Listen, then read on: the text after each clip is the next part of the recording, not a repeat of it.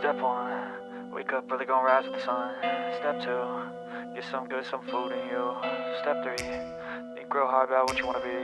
Step 4, fuck everybody, just do your thing. Wake up, today's gonna be a good day. Wake up, today's gonna be a good day. Wake up, today's gonna be a good day. Wake up, today's gonna be a good day. Wake up, today's gonna be a good day. Wake up, today's gonna be a good day. Wake up, today's gonna be a good day. Wake up, today's gonna be a good day. Yo, set your affirmations, aspirations. I got shit to do, the aftermath of preparation. Good food, good mood, blood in circulation. One step at a time, yeah, that's how you make it. Set a goal you control and the steps you take them. I try to pick one thought, have some concentration. And if I make a mistake, it's called education. I try to do this every day, call it replication. Wake up, today's gonna be a good day. Wake up, today's gonna be a good day. Wake up, today's gonna be a good day. Wake up, today's gonna be a good day. Wake up, today's gonna be a good day. Wake up, today's gonna be a good day. Wake up, today's gonna be a good day. Wake up, today's gonna be a good day. So life ain't easy, yo, I think there's a reason though. Ups and downs, just like every different season, yo. Sometimes I'm high, other times I'm barely breathing, though. I always gotta fight and hide from the demons, yo. Negative thoughts are poison, they rot. Head full of flies, so here come the clouds.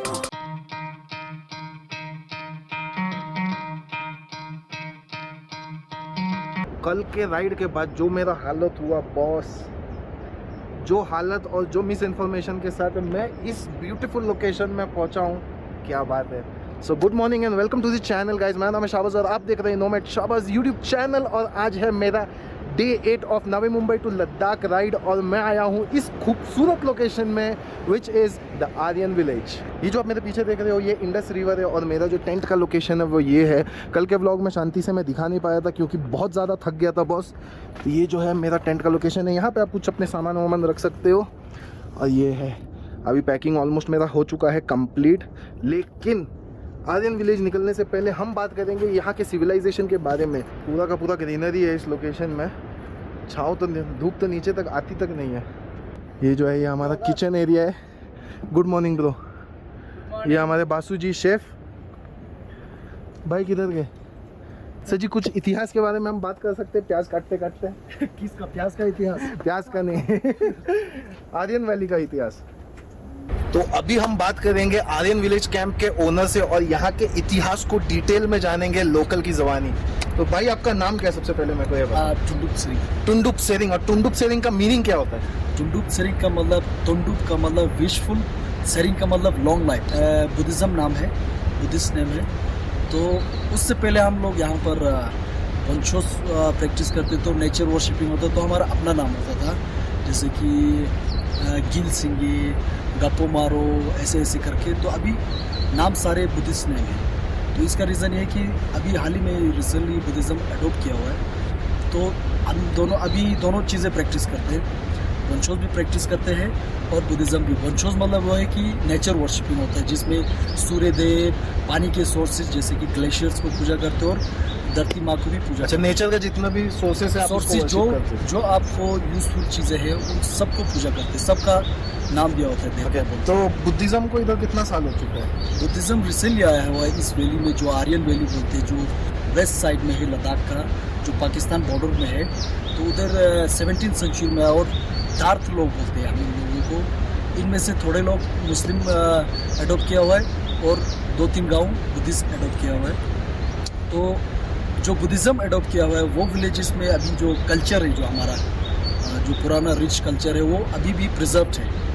तो उसमें जैसे local folk songs है, आपके पूरा traditional dresses है, पूरा cultural practice अभी भी होता है और नेचर वर्शिप भी अभी भी होता है, दोनों होता है बुद्धिज़्म के साथ। अच्छा, तो अभी वो मिक्स हो गया हो? हाँ, है ना, अभी मिक्स हो गया। तो बुद्धिज़्म का एक फ़ायदा ये रहा हमें कि बुद्धिज़्म आपको अपना कल्चर का एलो करता है। इन द सेंस कि बुद्धिज़्म एक अपने आप में रिलीजियस है, religious practice, belief practice, plus आपका कल्चर को कोई रिस्ट्रिक्शन नहीं होता है उसमें। ओके।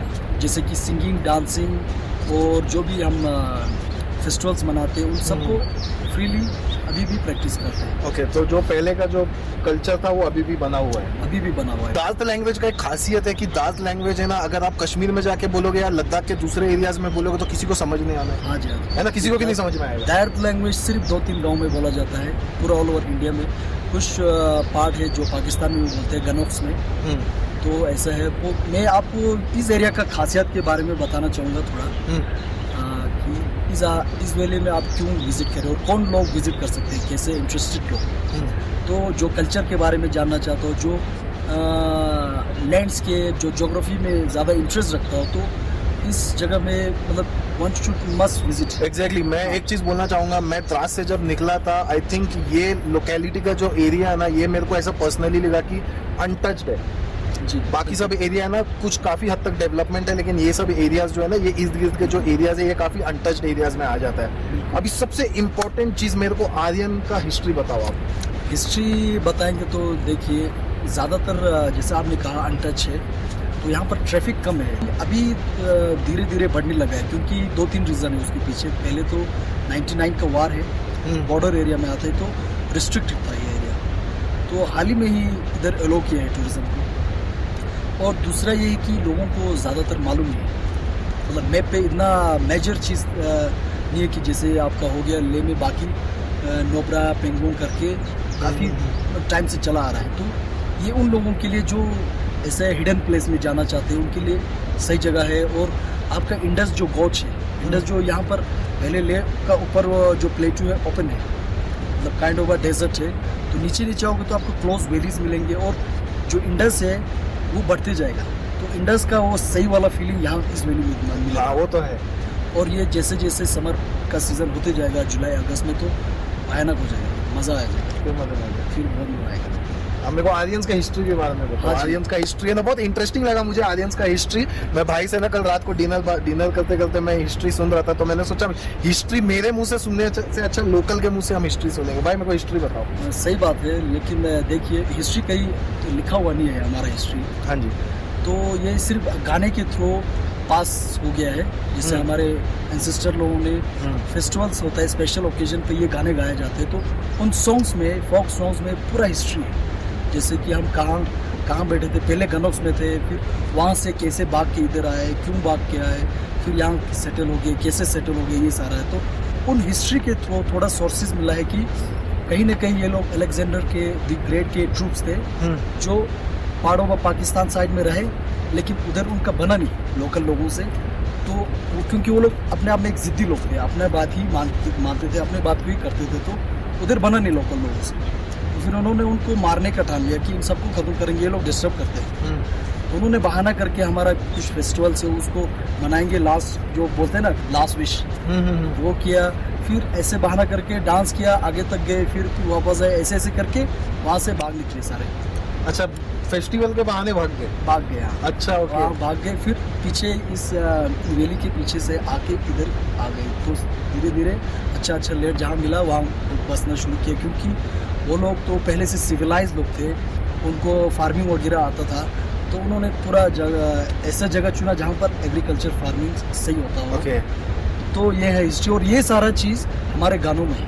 हाँ, इनका रिटर्न हिस्ट्री नहीं है, ये गानों में है। गानों को फिर इंटरप्रिटेशन करके फिर पता चला कि ये आर्यन ये स्पेशली एक फेस्टिवल होता है जिसको हम बोनोना द ग्रेट हार्वेस्टिंग फेस्टिवल होता है वो। अच्छा, वो ऐसे रोटेशन बेसिस पे होता है। दा विलेज में एक साल होगा, नेक्स्ट ईयर गारकोन में होगा, उसके नेक्स्ट ईयर हम मानते हैं कि गनौक्स में मानते हैं, उनके लिए छोड़ देते, तो ये रोटेशन होते हैं साल। अच्छा, एक साल में एक ही विलेज बनाएगा। हाँ, एक साल में एक ही विलेज बनाएगा। मान लो आप गारकोन में 2 साल के बाद आए थे, हाँ, तो हर गाँव में 2-2 साल के बाद ही आए थे। उसी 5 दिन का फेस्टिवल होता है, उसमें पूरा ये जो मैं अभी बता रहा हूँ तो वो डीपली बताते हैं। मैं तो अभी टच करके हाईलाइट बताया, उसमें डीपली जैसे कैसे हमने सफ़र किया, कैसे हमने फाइट किया, कैसे हम भागे, फिर कैसे हम सेटल हो गए, तो ये सारी चीज़ें। ये फेस्टिवल कब होता है? ये अक्टूबर में होता है, अक्टूबर के 2nd वीक में होता है। और अक्टूबर 2nd वीक, और 3 साल में एक बार होगा ये? 2 साल में एक बार होगा, मतलब तीसरे साल। एवरी थर्ड ईयर में होगा। फिर वो 5 दिन का फेस्टिवल होता है, और उस फेस्टिवल में आपको रियल जो बोन प्रैक्टिस होता है ना, रियल बोन प्रैक्टिस और बिलीव्स होते हैं नेचर को लेके, वो देखने को मिलेगा। ओके, तो इनकेस अगर आपको इनके कल्चर को बहुत ही डीपली ऑब्जर्व करना है तो आपको फेस्टिवल का इंतजार करना होगा। अभी नेक्स्ट कब आने वाला है फेस्टिवल? नेक्स्ट अभी इस साल दा विलेज में है अक्टूबर को। ये साल दा विलेज, हाँ, नेक्स्ट ईयर 2023 को गारकोन में होगा। ओके, 2023 को गारकोन में होगा। सो इनकेस अगर आप नेक्स्ट ईयर प्लान कर रहे हो तो you have a very good chance to explore the जी। कल्चर। अभी मेरा नेक्स्ट क्वेश्चन है कि यहाँ के लोगों का प्रोफेशन क्या है यहाँ पे विलेजेस में? देखिए, पहले तो एक ही प्रोफेशन था, सब लोग फार्मर थे। अच्छा, पहले से और शेफर्ड्स थे। अभी मॉडर्नाइजेशन की वजह से वो तो हर जगह हो रहा है, तो फिर भी 90% लोग यहाँ पर फार्मर है, क्योंकि ये जगह ही फार्मिंग के लिए है। आपको सीजन में 2 बार क्रॉप्स मिलता है, और उसमें बार्ले होता है, मिलेट होता है, बकवीट होता है, फिर फ्रूट्स, फुल ऑफ फ्रूट्स है यहाँ इस विलेज में। ले सिटी में जो भी सप्लाई होता है इसी गांव से सप्लाई होता है, जैसे एप्रिकॉट हो गया, एप्पल हो गया, ग्रेप हो गया। और इस गांव में स्पेशली फॉरेनर तो छोड़ के अपने लोकल्स लोग, लोकल लद्दाखी लोग भी यहाँ आते सिर्फ एक चीज़ के लिए। आपको मालूम है? वाइन। हाँ, सिर्फ इधर का वाइन बहुत फेमस है, इधर का वाइन ग्रेप वाइन और छांग के लिए आते हैं। छांग छांग जो होता है लोकल दारू है, लोकल बियर बोल सकते हो आप, वो Okay. बार्ली से बनता है वो तो। छांग लोकल बियर है, बार्ली से बनता है, इसीलिए यहाँ पे बार्ली का भी खेती होता है ना। हाँ, लोकल बार्ले में। का खेती होता है जबरदस्त। हाँ, कल मैं जब आ रहा था ना, मैंने रास्ते में देखा था बार्ली का खेती जी। हो रहा था। मैं और एक मैं बताना चाहूँगा आपको टूरिज्म पॉइंट ऑफ व्यू से, कि जो लोग एक्लेमेटाइज होना पड़ता है लद्दाख में, ये जो लद्दाख जो है ना, उसमें आपका हेडेक वगैरह का ज़्यादा चांसेस रहता है। तो आपको तो ज़्यादातर लोग जिनको मालूम है वो करते हो। मैं सजेस्ट करना चाहता हूँ कि अगर आप लोग यहाँ से होके जाए, ले में डायरेक्टली नहीं जाए, स्लोली, क्योंकि ये हाइट है 2600 एलिवेशन है, ले 3500 है, तो 900 मीटर का गैप रहता है। तो उसमें आप एडप्टेशन के लिए बहुत सही है। एग्जैक्टली, यहाँ बहुत लोगों को हेडेक का इश्यूज होता है ना। इधर से होके धीरे धीरे चढ़ते जाए तो आपका डे वेस्ट नहीं होता है, क्योंकि ले में 2 दिन का रेस्ट करना पड़ता है आपको। उससे बेहतर है कि यहाँ से होके जाए तो आपका कवरेज भी हो जाता है, आप मतलब फिट हो जाओगे बाकी पार्ट लद्दाख घूमने के लिए। तो एक्लेमेटाइजेशन के लिए भी परफेक्ट। नहीं तो काफी लोगों को एल्टीट्यूड सिकनेस का कंप्लेन होता है, फिर मजा की जगह दूसरा चीज हो जाता है। हाँ, वो बहुत बड़ा प्रॉब्लम है। इसके लिए मेरे को अभी तक एल्टीट्यूड सिकनेस का इशू हुआ नहीं है, क्योंकि मैं बहुत ही ग्रेजुअली अपना एलिवेशन जो है वो बढ़ाते जा रहा हूँ। तो ये बात तो भाई ने सही बोला। मेरा अगला क्वेश्चन है बॉस, कि आपको ये लोकेशन में कैंप खोलने का आइडिया कैसे आया?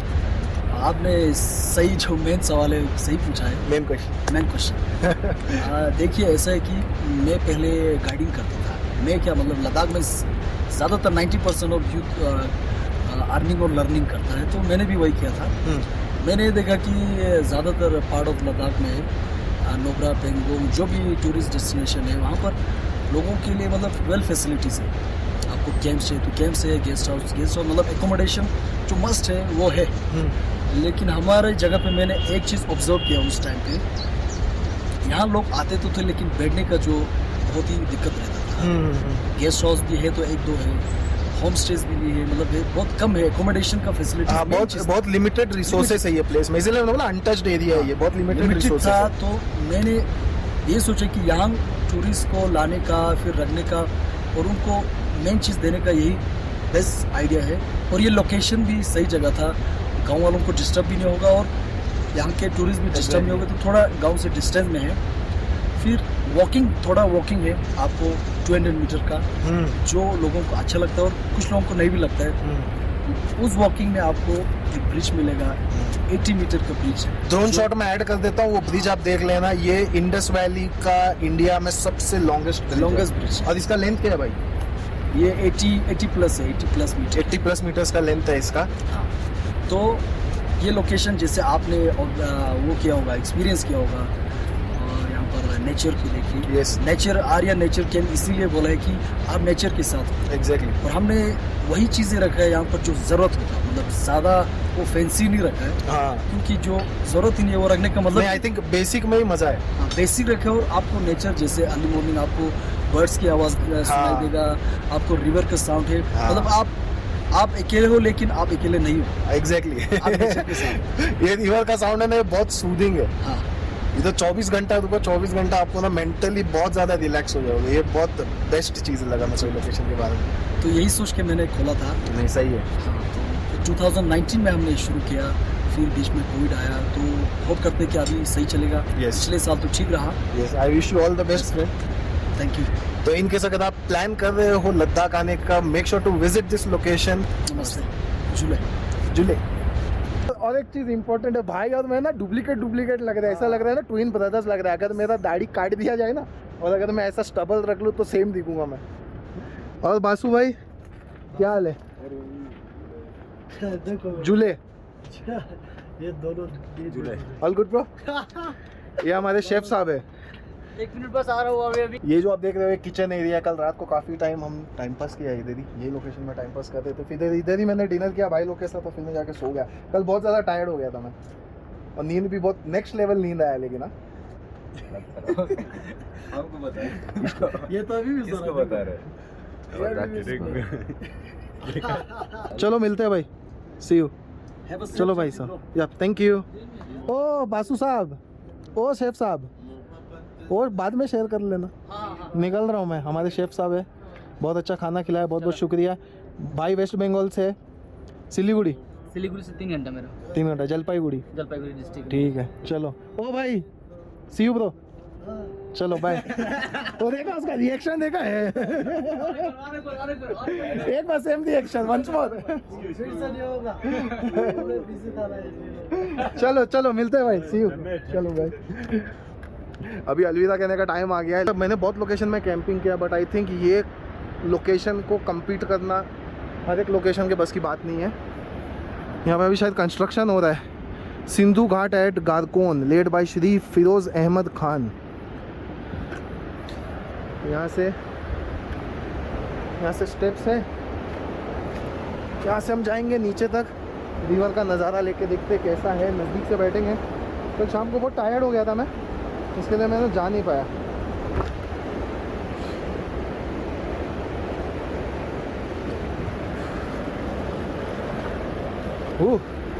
ये लोकेशन है बस। इधर ऐसा है ना, मोबाइल वोबाइल सब साइड में रख के ना, आधा घंटा भी बैठोगे ना, सब स्ट्रेस निकल जाएगा। I know you told your friend you're not okay, and tell me what's wrong and why you never said you felt that way. And guess you're trying to stay strong and fake a smile until I look away. But I've known you too long, it hurts to watch your blue eyes fade to gray as you fade away, as you fade away.